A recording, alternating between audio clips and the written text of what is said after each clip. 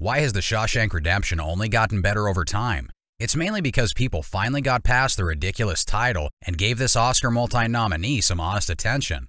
It went from box office flop to one of Hollywood's favorite films of all time, bumping The Godfather off the #1 spot on a fan favorite list. Unknown to most audiences, it drew some inspiration from Martin Scorsese's Goodfellas, and, like a few others we've come across, The Shawshank Redemption could have been a very different movie. What worked for it was not only the final cast and crew choices, but also how the screen version diverged from the original story. The most intriguing of which is the mystery presented in the movie itself, the unanswered question as to why Red is at Shawshank. Who are the guilty inmates at Shawshank?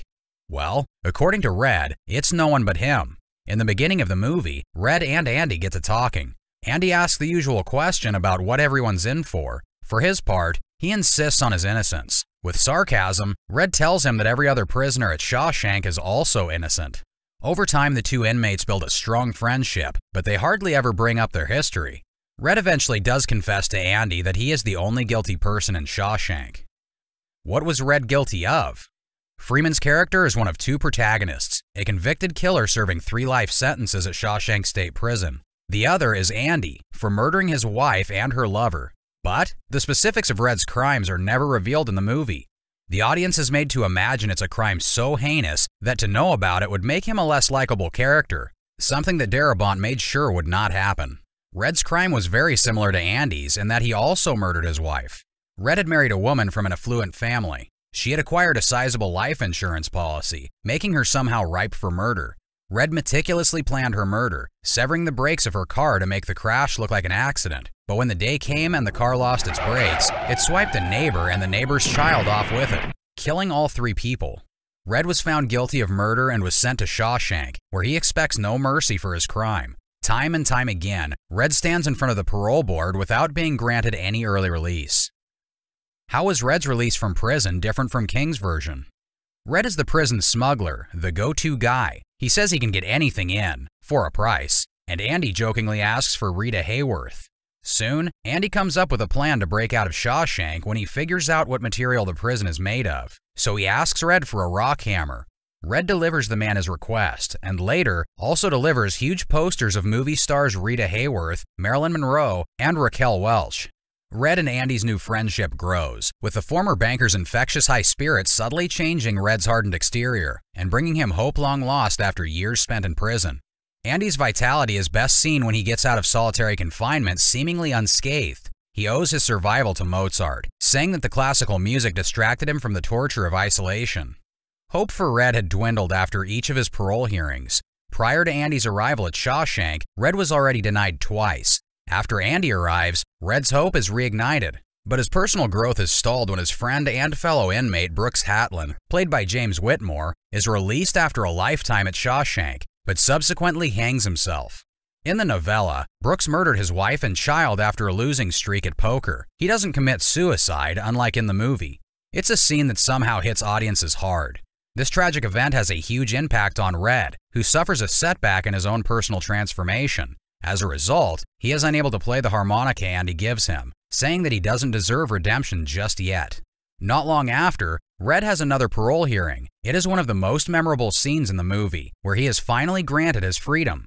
He decides to break his parole by leaving the state and traveling to Zihuatanejo Beach, where he intends to meet up with Andy. The movie gives an endearing ending, with the two men exuberant in their reunion and their freedom. But unlike the movie, the novella leaves the reader with a heaviness, with the last scene simply having Red hope to see his friend again in Mexico.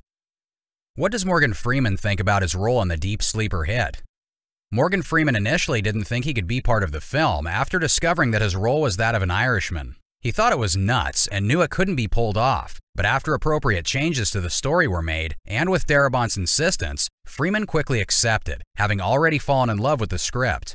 He's certainly not the only one who fell in love with it, but the movie's title was a bit forgettable, something Freeman blames for the poor audience turnout. On top of this, there was already a good bad setup with the movies Forrest Gump and Pulp Fiction, drawing audiences to them instead of the awkwardly titled The Shawshank Redemption. Unlike in the book, Freeman's take on Red's motive for murder is that Red didn't intend to cash out on his wife's insurance money at all, but that he had married the wrong woman, causing him to snap and commit murder.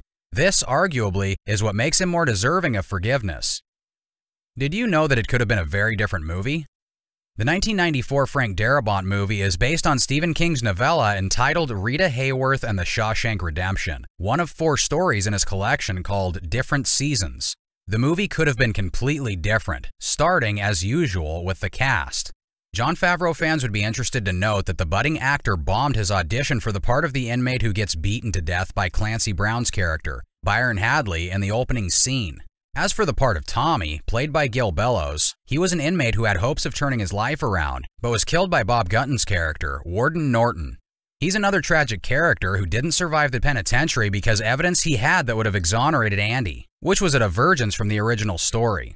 This small but significant role was nearly portrayed by Brad Pitt, but Pitt's star was rising hot and fast, and he decided to take on a bigger role elsewhere.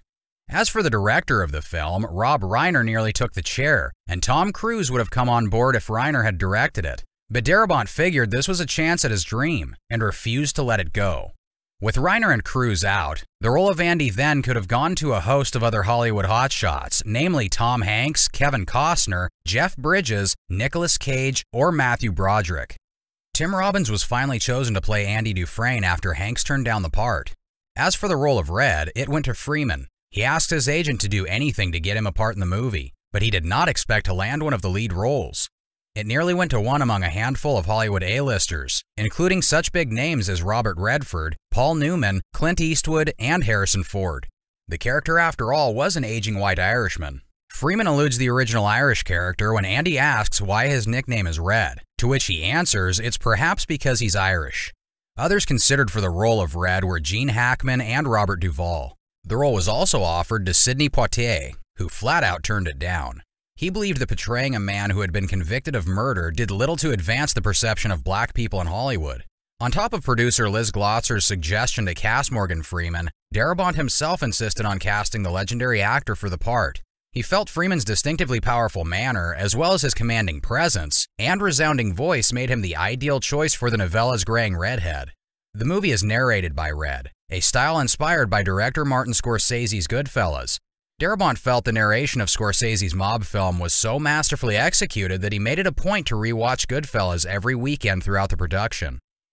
How did The Shawshank Redemption become #1? Well, it isn't what you might think. Ted Turner certainly had the movie play consistently on his network, but Joey Jones of All the Right Movies says the movie garnered the top spot on IMDb's fan favorite list because of Christopher Nolan's The Dark Knight. When Nolan's movie was released in 2008, a massive number of Batman fans downvoted Francis Ford Coppola's The Godfather in hopes of putting The Dark Knight in the top spot. But all it did was boost The Shawshank Redemption, placing it ahead of The Godfather. Regardless of its ranking, The Shawshank Redemption has quite possibly made more men cry than any other film in recent history. For that reason alone, it can stay at #1, at least for now.